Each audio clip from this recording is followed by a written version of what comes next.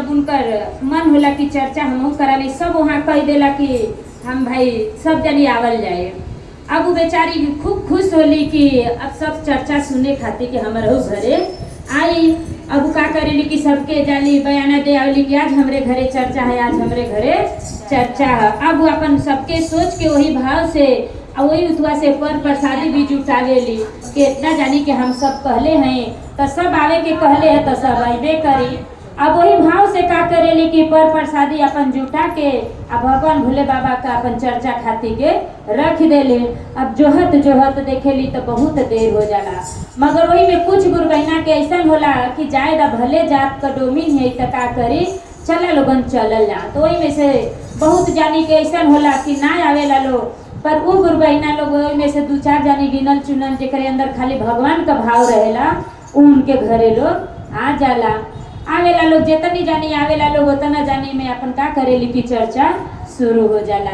चर्चा शुरू हो जाला, पूजा पाठ जब हो जाला सबके पर प्रसादी दे देली तो प्रसादी देखी के तनहु ही रहेला, प्रसादी के तरह सब देला। अब वो जोहेली कि अब सब आए अब सब आए, मगर ना लोग आवेला। सोचेला लोग कि अगर उनके घरे जायल जाए तो हम लोग के भी उनके घर का पानी पिए के पड़ी। अब यह सोच के लोग वहाँ से उनके घरे ना आवेला लोग, बहुत सारा उनका प्रसाद बच जाला। जब प्रसाद बच जाला तब बेचारी सोचेली कि अब ये प्रसाद के करी तो का करे। अब वो का करेली कि उ जितना प्रसाद बचल रहेला उ सब प्रसाद ले जाके आ गांव के बहरे पुलिया रहेला वही पुलिया तर खड़ा हो जाली। सोचेली कि अभी प्रसाद कैसहू तो हमके बटही के पड़ी, ना बाटब तो आखिरकारी प्रसाद नुकसान हो जाए। अब वो का करेली कि प्रसाद लेके पुलिया के यहाँ खड़ा हो जाली। आ जे वही रही जाला सबसे कहेली कि हर हर महादेव, हम पूजा आज चर्चा रखले रही हैं ऐसा न कि प्रसाद ले जा। तो केहू उनके जाने लाना कि जात का डोमिन है कि का सब हर हर महादेव बोल के आ प्रसाद ले खा के चल जाला। सर वही रही वही गांव में एगो पंडित जी रहेला, उनकर वही गांव में ससुराल रहेला। तो वही रही पंडित जी आवत रहेला। जब पंडित जी आवेला तो उ तो जानत रहेला, काहे कि देखी केहू के अगर गांव में अगर कोनो चीज एक बार आई दो बार आई तो जरूर मालूम पड़ जाला कि काई जरूर तनी मनी मालूम पड़ जाला कि ये गांव का डोमिन है, उनके मालूम पड़ेला कि गांव का डोमिन है। अब वो पंडित जी का करेला भेदभाव करेला, कहेला कि अगर तोहार प्रसाद ले तो हमके खाए के पड़ी, हम प्रसाद ना लेबो। अब वो का करेला पंडित जी उनका प्रसाद ना लेना, उनके प्रसाद का अपमान करके आगे बढ़ जाला। तो देखी जब अच्छाई रहेला तो भगवान बहुत तनी सोचेला कि चला वो अच्छा करत हुआ, मगर कहीं अगर बुराई होला तो भगवान बहुत जल्दी देखेला।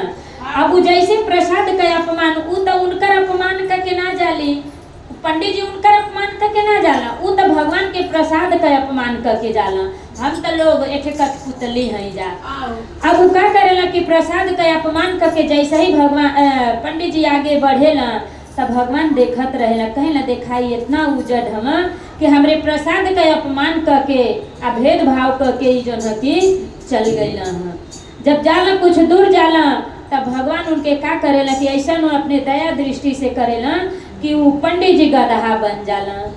जब गदहा बन जाला तब जब गदहा बन जाए तो उनके के चिन्ही की के हवा।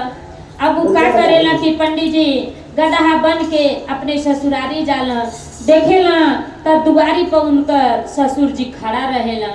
जब दुआरी पर ससुर जी खड़ा रहेला तब गदहा राम के कैसे ससुर जी चिन्ह। अब जाके दुआरी पर खड़ा होला उनके आगे तो उनका ससुर जी कहेला मार सारे कहाँ से गदहा आ गल हमरे दुआरिया पर।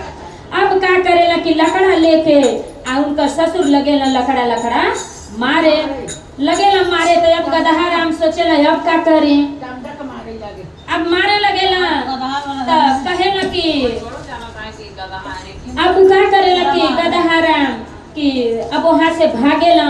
आप ताकेला देखेला तो सोचेला अब कहाँ जाए। अब का करेला देखेला तो उनका सार राम वो सारी में खड़ा रहेला, वो सारी में सार राम खड़ा रहेला। बस गदहा राम भाग के वो सारी में जाला अपने सार के आगे। जब सार के आगे जाला तब कहेला कि ए बाबू देखबा तू वहाँ से मरला है गदहवा के ना, गदहवा तो सरिया में आ गए। तब कहे बाबू तू का करत हवा। तब कहेला कि का करत है कुछ तो ना करत है, कल लाही लकड़ा मारा सारे के देखा चल गलो सरवा में। अब बेचारा का करेला कि अपने लड़का के लकड़ा फेंक के थमा देला आ वही लकड़ा से गदहा राम के बड़ी मार खाला गदहा राम। जब वहाँ से मार खाला अब सोचेला जान बचावे ना, सोचेला अब का करी, अब कहाँ भागी। तो देखेला तो उनका सास रानी अंगना में खड़ी रहेली। अब का करेला वो सारा में से पंडित जी भाग के अपने सास के आगे जाला कि शायद सास हमके बचा ले। मगर उनकर सास के आगे जब जाला तो सास लड़का कहे, उनकर सास कहेली कि ये बाबू देखबा तू मरला हो, हवा से गदहवा के गदहवा तया के अंगनवा में खड़ा हो गया। कहले माई तू का करत हो? तो कहली कुछ ना करत है। तो कहले लाहिला करा मारा सारे के देखा चल गल अंगना में। अब बहनी सासो रानी का करेली कि लकड़ा लकड़ा मारेली, अब मार के भगावेली। अब गदहा राम फिर कहाँ भागा। अब का करेला गदहा राम देखेला कि हमार मेहरारू रसोई में रोटी बनावत है।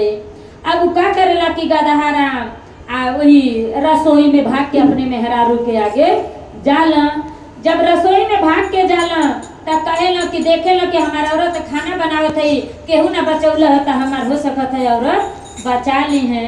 अब का करेला जैसे ही अपने सास के आगे जाला, अरे औरत के आगे जाला तो कहेला उनकर अपने अम्मा से कहली अम्मा गदहवा के तू मरलू हो, हवा से गदहवा तया के रसोईया में घुस गया। कहलिए बहनी तू का करत है? आ तो रोटी बनावत है। कहली एक काम कर मारा वही लो बेलना से।